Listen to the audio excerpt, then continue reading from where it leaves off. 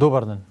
19 годишно момче, возејќи нерегистриран автомобил, удри и тешко повреди двајца малолетници кои што седеле и чекале автобус на една станица.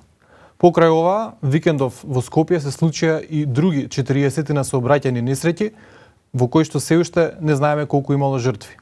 Сите тие се дел од застрашувачките бројки во овој план на Македонија. Во последниве 3 години се регистрирани речиси 13.000 сообраќајни несреќи, во кои скоро 18 луѓе се повредени, а 444 лица го загубиле својот живот. Моментно не гледате вести, туку зебра, но сите овие новости изминатиот период станаа секојдневие.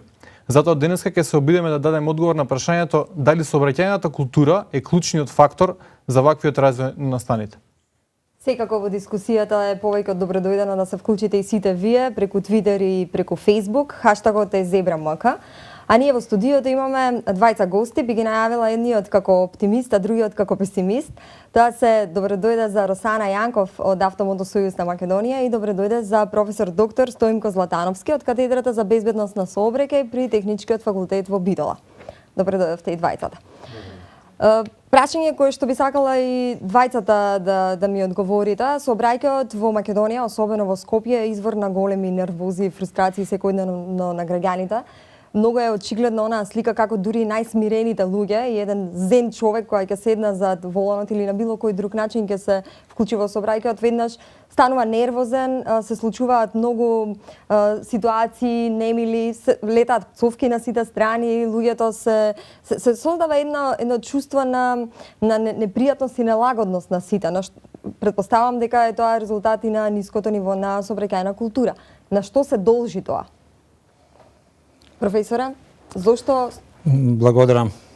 Не би сакала да ве прашам дали нивото на култура е ниско, бидејќи тоа повеќе би звучало како реторичко прашање, туку си дозволувам да преюдицирам дека е ниско, па... Благодарам. Таквата состојба каква што ја опишавте е стварност, е реалност, но корените, производот тоа е поширок. Во основа Скопје стана со бројот на возилата одбоен град. Луѓето често пати знаат да кажат не ми се оди во Скопје поради таа ептен голема гужва. Дури тие станаа секојдневни, односно секој од утро до вечер. Веќе нема шпиц, веќе нема врвен час.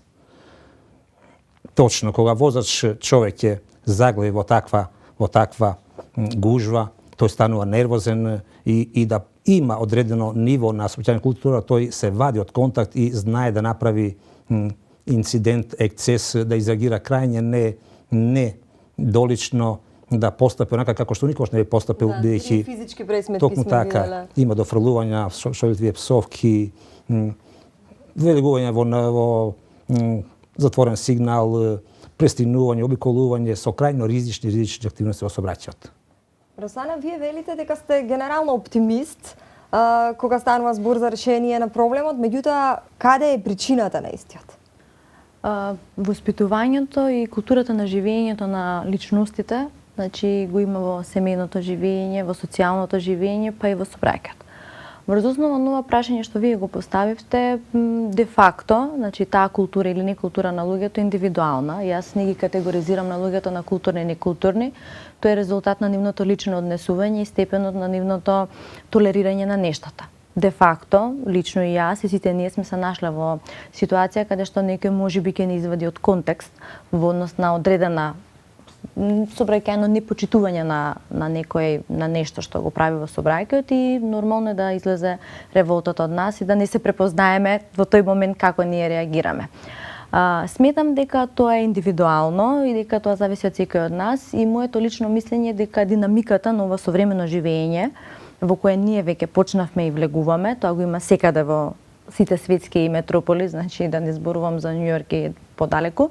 Значи секаде има гужва, тоа е нормално, значи таму има шпицови, во кој временски период луѓето одат на работа, се враќаат и така натаму, има голем број на возила и тоа е според мене значи нормално, не е некој посебен феномен кај нас што се случува, го очекувам бидејќи трендот е таков во светот и мислам дека тоа е повеќе индивидуално прашање и зависи од луѓето. И сега што е многу важно? Многу е важно да луѓето тие правила и прописи кои постојат во нашата држава и ги донесуваат некои релевантни институции, дистите се применуваат. Доколку сите ние тргнеме од самите себе и ги почитуваме тие правила и прописи, јас верувам дека тие ситуации ќе се избегнат. Проблемот е во тоа што луѓето секаде некаде доцнат, секаде некој некого чека, секогаш се нешто се случува во 5 за 12 и јас тоа го сметам како незнање на организирање на сопственото време, па потоа истото се организира и во собрајкиот, па и секаде таму каде што одат. Велите дека и во другите светски метрополи има гужви, но може ли да го споредиме нивото на собраќајна култура кај нас со тие држави? Предпоставам дека фрустрирачки би било да се споредиме со една Виена или со еден Берлин и не знам. И таму ги има тие ситуации, верувај, затоа што сум видела, значи меѓутоа не може би на степен и на ниво како што е кај нас, но сепак ја кажам тоа индивидуално. Значи индивидуално е и треба луѓето да работат на самите себе. Значи степенот на праг на толеранција на нештите кај секој нас е различен и пак ја кажам, значи многу е индивидуално, многу е лично прашањето. Јас не ги генерализирам работите во животот за ништо, затоа што ако секој сам од себе почне да прави нешто како што треба и како што е нели правило, верувам дека нема да дојде до таа ситуација. Јас мислам дека луѓето секогаш го гледат оној полесниот начин да стигнат некаде и тука настануваат проблемите и тогаш сите истото го прават, значи еден ќе почне, сите ќе се надополнат и тоа веќе настанува проблем. Сега како ќе го решиме? Ќе го решиме ако секој поединечно тргне од самиот себе, мислам дека ќе може да даде некаков резултат. Барем нашето искуство кое ние до сега сме го правили во нашите проекти и кампањи професионално на работа, укажува дека полека таа свест кај луѓето се менува, верувајте, затоа што ние изминатиот период, бидејќи нели сега се актуелни социјалните медиуми во Македонија, интензивно, значи ако Кина е по број на жители во светот, Facebook така, значи е второ. Тоа укажува дека ние повеќе се обраќаме на луѓето во аспект да ги променат навиките, буквално овие навики, значи тие ги знаат прописите дека треба да имаат сигурносен појас, дека не треба да зборуваат на мобилен на телефон, дека жената кога оди на работа не треба да се шминка, да збори на телефон, да го гледа позади детето како е, што е, значи да биде динамична. Сметам дека сето тоа може да допринесе таа кампања ние што ја правиме на социјалните медиуми промени ги навиките, да ги потсети луѓето што тие прават и мислам дека голем дел од нив не се свесни затоа што секаде негде брзаат. И пак ја кажам дека според мене тоа е резултат на тоа современо време на живење и тој брз тек на животот кој ни го налага. Професоре, јас неколку примера наведов на почетокот и се добива впечаток последниот период дека има се повеќе несреќи, дека се повеќе имаме проблематични случаи во сообраќајот. Меѓутоа каква е фактичката ситуација, да речеме ако споредиме со земјите во регионот и да речеме во западниот свет? Значи дали сме навистина слични или какви се искуствата кај нив на ова поле? Јас би рекол дека ние треба да бидеме задоволни затоа што тој број на последици загинати породници кај нас се стабилизира на околу 150 во задните 10-15 години. Значи не расне. А од друга страна пак употребата, користењето на возилото е во значено голем подем. Ние значи тоа многу го употребуваме, експлоатираме тоа возило, а последиците остануваат на исто ниво. Кажав да сме задоволни, но и кажам пак и не сме задоволни затоа што пак пример на Хрватска тој број на последици го намали за 100%. Тие пред 15 години има 1500 загинати, а сега има 750 загинати. Како им успеа тоа? Што направија? Им успеа со тоа што безбедноста на сообраќајот ја ставија на широка основа. Почна од најмали нозе, воведоа редовни предмети во основното образование, од предучилишно образование до завршување на средното училиште. Вложија многу во патната инфраструктура. Многу во опремата вложија. Редовни обуки, семинари, повикувања на разговори, казни, ригорзи, нема основа, нема како раритет да спомнем случај кај што возаш може да некоја казна избегни за бушоти и слично да не ја плати. Значи тие се многу од тој поглед напред во однос на нас затоа што ја сватија сериозноста на безбедноста во сообраќајот. А како еден степен погоре, да речеме, во западноевропските земји? Еве, да речеме да тоа е некој идеал кон кој што би можеле ни да стремиме понатаму, на подолг рок. Како е кај нив ситуацијата? Видите, секаде има проблеми со безбедноста во сообраќајот, секаде има жртви, секаде се гине на големо. Но би рекол пак тие за разлика од нас се на повисок степен поднос на безбедноста. Тие, на пример, во просек, според некои согледувања, возат 3 пати повеќе. Тие се изложени 3 пати повеќе на во сообраќајот на можен ризик. Ние поминуваме просечно, грубо речено, 5000 км годишно, а тие по 15 000 поминуваат просечно годишно. Значи, 43 пати повеќе изложени со приближно ист некаде степен. Ние сме околу средината според некои релативни показатели на безбедноста во сообраќајот. Значи, во средината, ама со 3 пати помало користење, тоест употреба на возилото, тоест изложување на опасност во сообраќајот.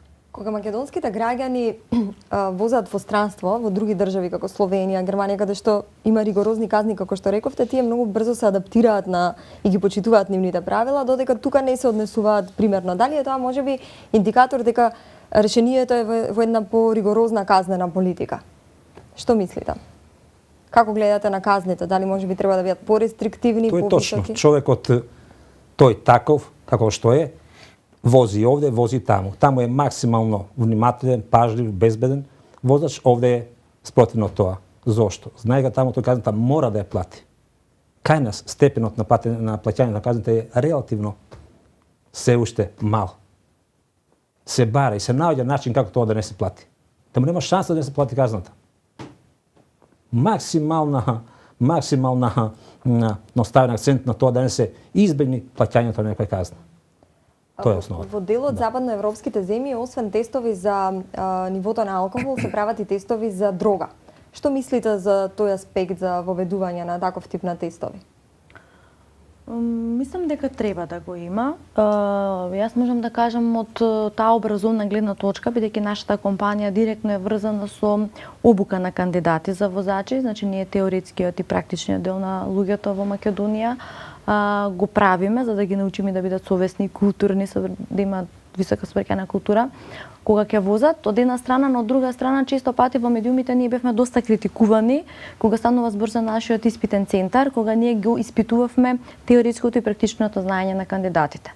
И сега јас тука малце ќе го оваа тема која ја наметнувам, Што се фокусираше критиката? Зашто конкретно ве критикува? Па не критикува затоа што сме биле многу ригорозни од аспект на тоа дека многу од кандидатите не го положуваат практичниот дел за да се стекнат со правото за возачка дозвола. И сега јас искрено кажано, кога ќе се јавуваат луѓето, пишуваат на нашите мејлови, имаме мрежа каде што може клиентите, корисниците на нашите услуги да се пожалат и да не пофалат, како што тоа го има секаде. Кога ги гледав забелешките во однос на ова прашање, првенствено толку убедителни беа и многу ме разочара фактот што родителите толку многу ги штитат своите деца и толку многу им веруваат.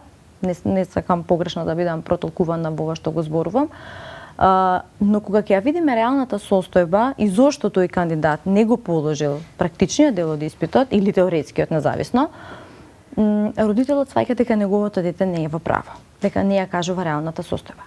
Значи не може кандидат да помине на црвено светло и да положи. Значи тоа е недозволиво. Не може кандидат да направи некој прекршок кој е недозволив и да бара и да се жали дека паднал во испитниот центар и дека комисијата била многу строга. Што очекува?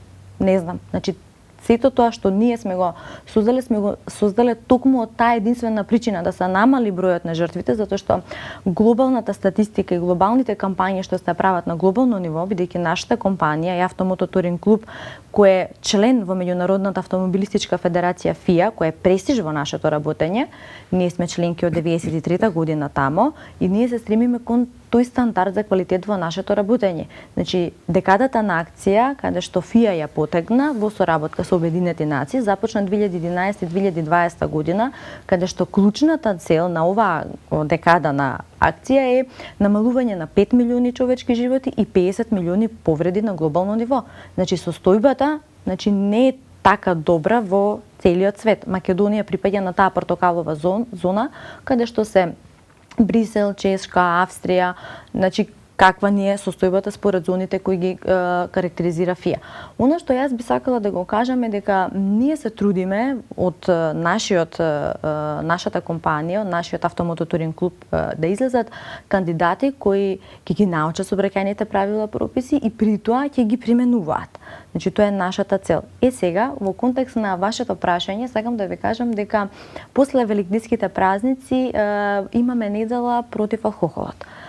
Ние, за да бидеме нели очекор со современите трендови, со она што се случува во тие автомоторинг клубови со кои ние соработуваме, ние набавивме очила во кои имаме 4 вида очила, тоа се помаранџести, плави, црни, зелени и очила со каде што човекот кога е подесван на дрога, како гледа, кога ги ставив на очите, за да видам како делува кога си подесван на дрога. Што симулација на чувството, Так, при на различни чувството. степени на алкохолизам и дрога. И имаш повеќе, значи со промили, толку промили, волку промили и кога ги ставаш на очите, јас искрено кажано кога ги ставив црните научари, тоа беа научари каде што значи јас лично не можев да ја најдам масата, бев прилично до масата кога ги ставив, да ја допрам.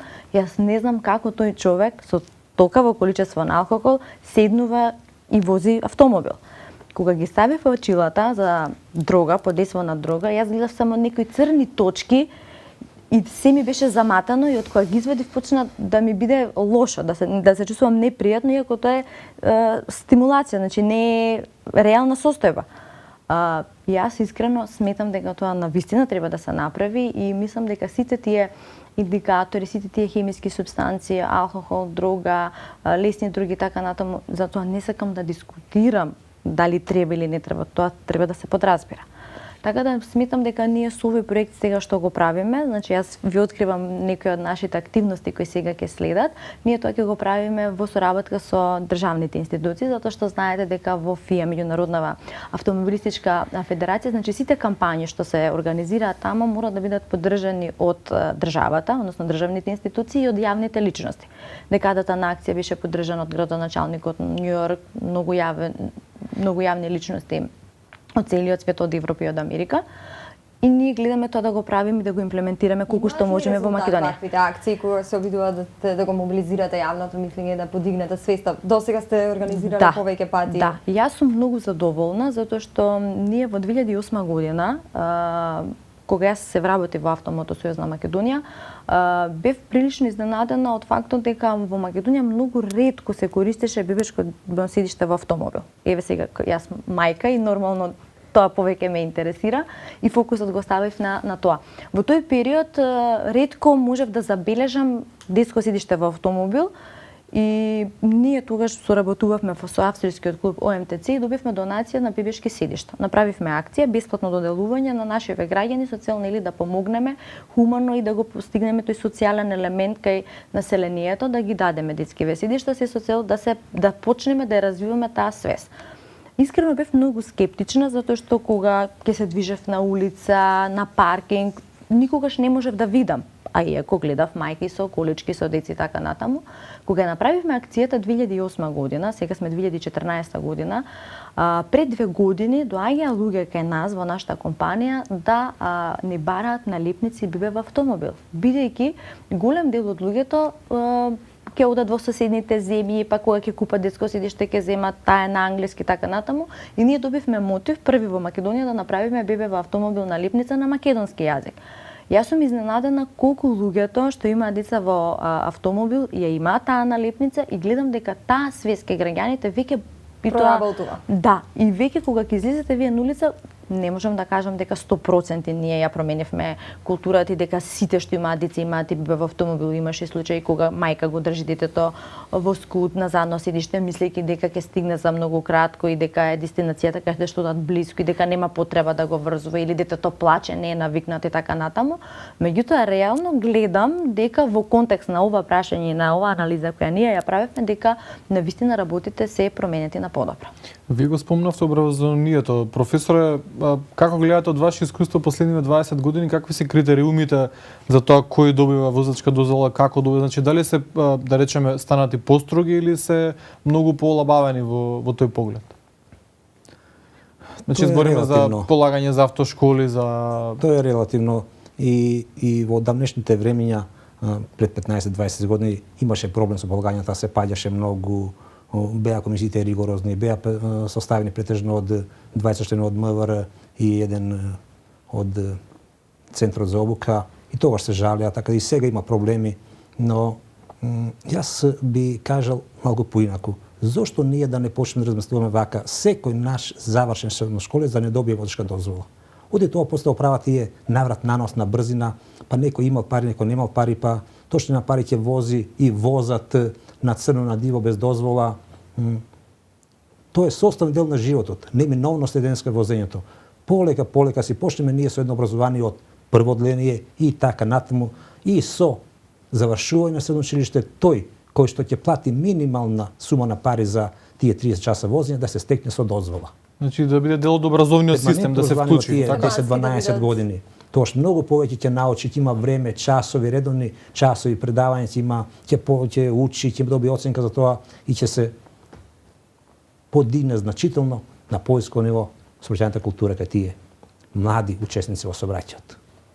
Може ли да се направи нешто да се влијае на децата од аспект на вашето здружение, значи да се влијае директно на нивната свест? Ја спомнавте вашата ќерка како таа реагира во сообраќајниот. Апсолутно. Значи, ние неодамна имавме една трибина, значи 2 години поред ја организираме таа трибина, се вели жената во сообраќајот.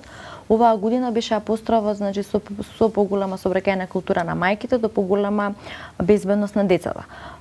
Не случајно ја создадовме оваа тема и оваа трибина, затоа што сметаме дека мајката е таа првата која е пример за своето дете.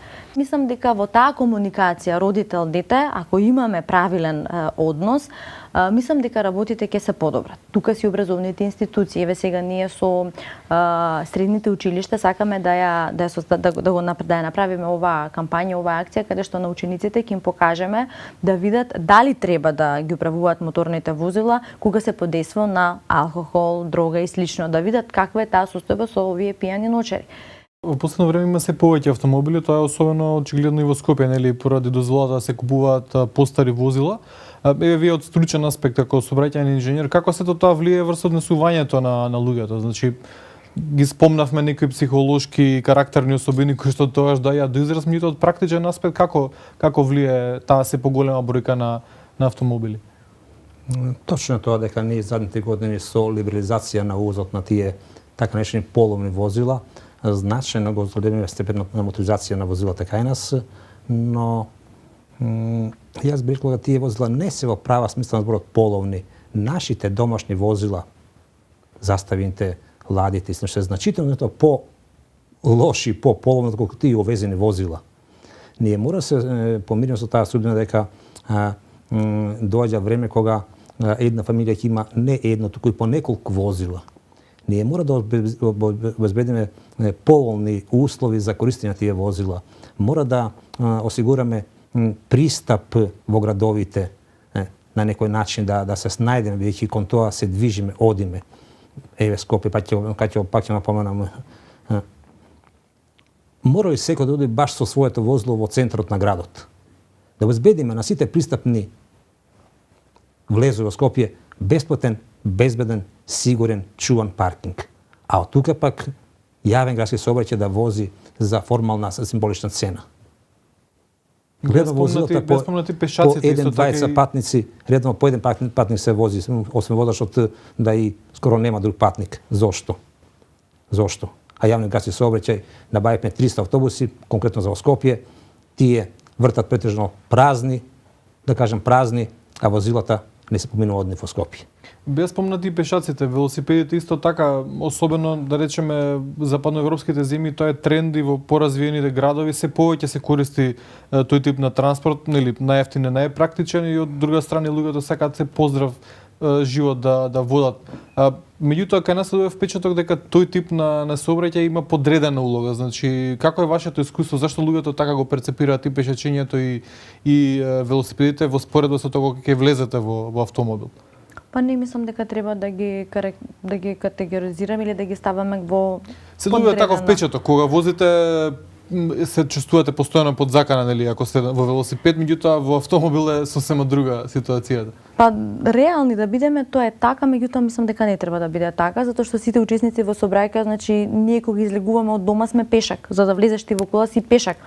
Значи мора да ги разграничиме тие работи самите со себе, дека значи некој мора да биде пешак, некој мора да вози автомобил, некој мора да вози велосипед, некој да биде моторциклист. Ако вие ги гледате истражувањата и податоците говорат дека моторциклистите се најголем број од жртвите во сообраќајот. Значи не е само за пешаците, него состојбата и кај нив не е добра. Значи тоа е резултат на тоа што учесниците со сообраќај, затоа што се многу побројни, веројатно се чувствуваат привилегирани и комотни да мислат дека тие царуваат на патиштата. Јас мислам дека велосипедите треба да се ги користат велосипедските патики, пешаците пешачките патики, Што има велосипедски патики, во голема мера и нема. Така, кај нас тоа се уште не беше толку многу развиено. Мислам дека последниве неколку години стана тренд, а и реални да бидеме, јас искрено не сум видела дека на некој на работа оди со велосипед. Со секоја чест на тие исклучици што го прават тоа, за разлика Холандија, Германија, значи таму луѓето и не возат автомобили, прво од економска гледна точка, а потоа да не зборувам за еколошка гледна точка, затоа што кампањата што во ФИА ја правеа, која се велеше Make us Green, односно да ги направиме автомобилите зелени, кога ја разгледувавме таа кампања, јас бев фрапирана како луѓето во европските земји гледаат на зачувување на животната средина. Ние, многу добро кажа професорот, значи ние буквално, ако живееш во центар и до трговски центар, ако треба да отидеш од другиот крај, што пешки можеш многу побрзо да стигнеш, отколку да запалиш кола, да ја паркираш колата, значи ке време ги изгубиш, значи во тие да, додека стигнеш, отколку да стигнеш. Не знам зошто тоа така го прават луѓето. Искрено мислам дека кај нас се навикнати се на таков начин и мислам дека им треба време за да се одвикнат од тие работи. Јас не гледам нешто подобро ако можеш да пешачиш. Прво е пешачењето здраво, во здраво тело или здрав дух. Второ, многу е подобро, поздраво и не создава толков голем метеж. Тие што не може да си дозволат, ако се една подолги дестинација, убаво кажа професорот, може да го користат јавниот превоз. Јас не знам зошто треба да представува проблем или фрустрација на некој ако се вози со автобус. Апсолутно, или во метро, например, во европските земји, значи луѓето си земаат книга, си читат или си слушаат музика во автобус и нема проблем. Имам коментар на ова. Мислам дека луѓето, човекот седнува во колата затоа што знае дека до тоа негово одредично место сигурно нема да најде на квалитетен пат за него. Наведете ми случај каде што имаме патика за велосипедисти исправна, прифатлива, каде што нема да имате паркирано возило, каде што нема да имате рампа со ивичник, со рабник од 20 см 15, па да може да слезете и така натаму. Значи тие устои кај нас се наставно фалат, ги нема. Јас тоа велам сообраќајна култура во поширока смисла на зборот, значи првата е во потесна кај обичните учесници во сообраќајот, втората е од страна на институциите. Треба тие да се заложат, зафатат, да се ослободат до максимум тие патеки за велосипедисти и за пешаци. Да нема тука ништо, ни истакната стока за продажба, ни летната тераса проширена на сметка на тие две патеки, ни оставено возило, ни шахта, ни дрво, ни локва со вода, ништо друго ни слично. Кај не се не пише на правило на тротоарот да има се. Се согласувам, многу сте во право. Добро, мислам дека имаме многу за дискутирање и само начнавме еден дел од темата. Тоа и ни беше целта да отвориме дискусијата. Можете и вие да коментирате на нашиот Facebook профил и на Twitter користејќи го хаштагот #ZebraMK и да не гледате на Алфа. Се гледаме следната недела.